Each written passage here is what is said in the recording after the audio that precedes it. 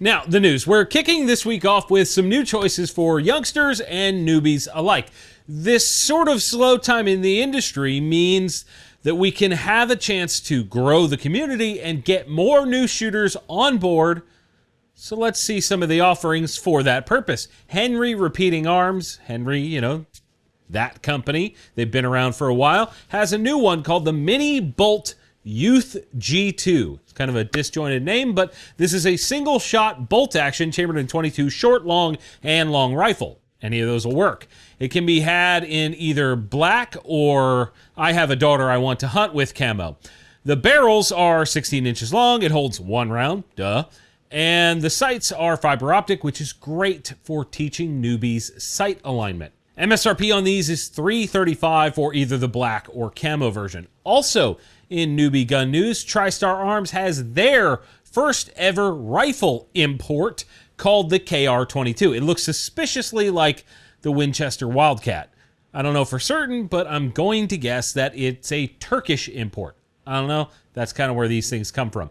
It has a 18.6-inch threaded barrel, uses 10-round rotary mags, aka 1022 mags, and has a synthetic stock with an adjustable cheek piece. There's also a pick rail on top of the receiver for an optic, which is nice. And then there's iron sights on it. Again, if it's good quality and if it works, this would be a decent starter in my mind. The MSRP here is $289. And then rounding out the newbie segment this week are two from Savage Arms. It's part of their Timber series, the A22 Timber Tactical and the B Series Timber Tactical. Essentially, these are the same gun with the OD green laminate stock, pick rail on the receiver, twisted, fluted barrel, and it's also threaded on the end of that. And then there's the 10-round rotary mags, again. But the A22 is a semi-auto and the B Series is a bolt action. MSRP on both is $600, which is getting up there for a newbie gun. Then again, I've had newbies shoot a $3,000 Wilson combat pistol on their first trip out. So, I don't know, maybe my judgment is a little weird on that one. I would love to hear what you guys think about newbie rifles down in the comments. Are these going to be a good call, or do you go with something else instead? Welcome back to another episode of the Gun Collective News. I'm John Patton. If you are new here, if this is your first time or one of your first times watching this, it would be awesome if you got subscribed, because we are trying to reach 500,000 subscribers on YouTube, and we need your help to get that done. This community is growing all the time, and that's because of you guys, quite literally. It doesn't work without you, so again, if you could help us reach 500K on YouTube, we would be very, very grateful for that. That would be amazing. Moving on, classic AR maker Bushmaster has been under new ownership for a while now, and some new products have sort of begun to make their way out. First is one of their ORC, or Optic Ready Carbine 2 rifles. This is a limited edition version in Coyote Cerakote. It comes with a 16-inch 1-in-7 twist barrel, nice, forged receivers, 14-inch M-LOK handguard, B5 SOP mod stock, and B5 Type 22 grip, and everything else is kind of basic mil-spec stuff. That's how they keep it on the affordable side. Most ORCs, or Optic Ready Carbines, are like that for multiple brands. The MSRP here is $830. It looks pretty nice. I don't know how their quality is these days, but it does look decent. Bushmaster also released a new pistol in their V-Radicator lineup. It's a 12.5-inch barrel chambered in 22 arc. The brace out back is an SBA5, and the gas system on this one is mid-length, which is kind of interesting. I figured it would be carbine. Either way, MSRP is $1155. I gotta be honest, I think a 22 arc pistol is just flat out stupid. I think it's dumb for that cartridge. They refer to this as the ultimate ranch gun, and I'm gonna hard disagree there. I don't know what kind of muzzle velocity you get out of this round with that barrel length, but it would just be not ideal for that cartridge. This is also coming from me, the guy that owns a 4-inch 5.56 called Project Atrocious. Yes, I am an idiot. In other AR news, Desert Tech has made an effort to bring folks something more affordable than their other stuff. And I think that's the first time anyone has ever said that about Desert Tech. This is the light version of their Quattro 15. It can be had in rifle and pistol versions, and they both accept the quad stack magazines. I would say the capacity, but YouTube gets very upset when you do things like that. These are very similar to the guns that are $600 more expensive, but these light versions are using mil-spec internals and therefore can be had cheaper. $600 cheaper is interesting, but whatever. Smaller price tag. I'm curious to hear what you guys are currently thinking about Quattro mags. Does quad stack matter to you at all? I haven't heard anybody talking about it, so I'm curious what you guys are thinking. Let's keep it rolling even more with new guns this week. We've got so much to cover. Palmetto State Armory has a new AR as well. It's meant to be a Mark 18 clone. They call it the PSA 18, in fact. It's a 10.5-inch quad rail AR with an old school style front sight post and an H&R stabilizing pistol blade out back. It carries an MSRP of $530, so I suppose if you wanted a budget Mark 18 clone, this might be a solid way to make that happen. PSA is also teasing an M14 from H&R, one of their brands. These are being made with a majority of USGI leftover parts that have been retreated. I guess there's a bunch of these leftovers that they acquired. The new components are going to be the walnut stock, an upper handguard that matches, the steel receiver that's billet, and a chrome lined barrel. Everything else has been re-inspected and then refinished with mag phosphate. The guns are set to ship with a case and one 20-round mag, which is nonsense in 2025. However, the big thing here that's mentioned is that they plan to release later on brand new American-made M14s and M1 Garands under the H&R brand. We don't know the pricing on any of this stuff yet, but it is pretty amazing if they're going to be good quality. I have a Garand on the wall behind me. This one. And even though I rarely shoot it, it is still a piece of sort of Americana that I think all gun owners can appreciate. And since we don't know the pricing yet, let's all speculate it in the comments down below. What do you guys think this is going to go for? I'm guessing, I don't know, $2,000, $2,500-ish. I've been wrong before with them. While you're typing that out, let's hear from this week's sponsor, Medical Gear Outfitters. Whether you're looking to get an IFAK for yourself like the Civilian Medical Trauma Kit, or maybe something a little bit more diverse to keep in your truck like the Overlander First Aid Kit, they've got you covered. They even have one called the Mom First Aid Kit that has everything you can think of for minor boo-boos all the way up to major trauma. These kits from Medical Gear Outfitters will help you stay prepared for anything, and to make it even more affordable than it already is, use the code TGC10 for 10% off at medicalgearoutfitters.com. Big thank you to MGO for supporting TGC. We really do appreciate them. They're great. If you need medical stuff, go to them. Duh. Let's keep it rolling with this week's friendly fire question. If you want to ask me a question, you have to slam that down in the comments. That's how we communicate. And you have to use the words friendly fire so that I can go back and find it. We've got a few this week, as per usual. First is from Red Leg Ranger over on X. Follow us over there if you're not already. I give stuff away all the time on there. Red Leg says, why do gun manufacturers drop new products without telling consumers, I guess, ahead of time? He's upset that he bought a regular Ruger RXM and didn't know there was going to be a threaded barrel version coming out, like I covered last week. I think largely they do that to prevent people from waiting to purchase a specific model.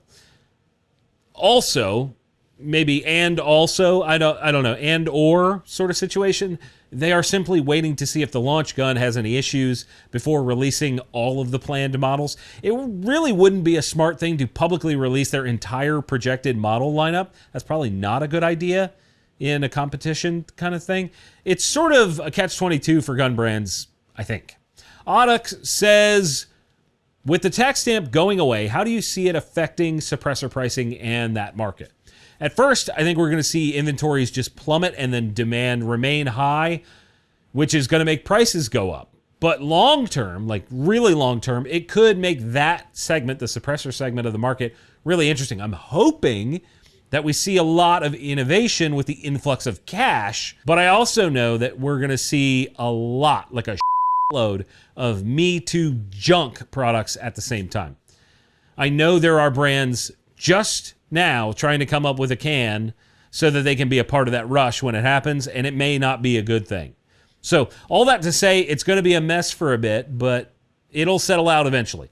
And Javi says, why does everyone talking about 10 mil for bears when pistol calibers are thought to be bad against people? I will say this. People are not bears. Also, pistol calibers with the right bullet design can be quite effective at stopping any flesh target. On top of that, 10 mil is a good balance of a reasonably sized gun with the amount of rounds and power that you can deliver to a target. I've done a lot of ballistic gelatin testing over the years, and I will say that I believe that pistol calibers can be effective if used correctly with the right bullet designs. They are not as effective as rifles, but carrying a rifle isn't always practical. My friendly fire question to you guys this week: what thing are you most tired of seeing when it comes to new guns? You know the drill, answers below. That's going to be a fun one. I hate all of this crap. Oh, that's going to be fun. Before we jump into one of the dumbest accessories I've seen in a long time, we're going to talk about a couple new pistols. First is from Springfield, and it's a new comp version of the 4.0 Echelon. I'm not going to go through everything, but it's pretty simple. 4-inch Echelon with a slot cut into the nose to force gases up and away to help with felt recoil. Comes with 2 mags, boo, and carries an MSRP of $750. I really like the Echelon. I think it's one of the best new polymer pistols to come out in a few years. And I'm also not really sure how I feel about this particular model. I'm unsettled on it. Also in new pistols is the Shadow Systems CR920XL. We reviewed the CR920P comp version about 2 years ago when it came out and gave it a 21 out of 25. It's pretty good. This new version is basically a direct competitor to the plethora of slim guns with longer barrels. Like full size but slim still. It carries 15 rounds in the mags and has a 4-inch barrel. So it's kind of like a Glock 48 on steroids, I guess. It's very similar to all the other Shadow Systems guns as a whole, and therefore it's probably going to be pretty good. MSRP is roughly $830, and when you compare this to the G48 MOS, you're looking at roughly a $300+ jump from the Glock.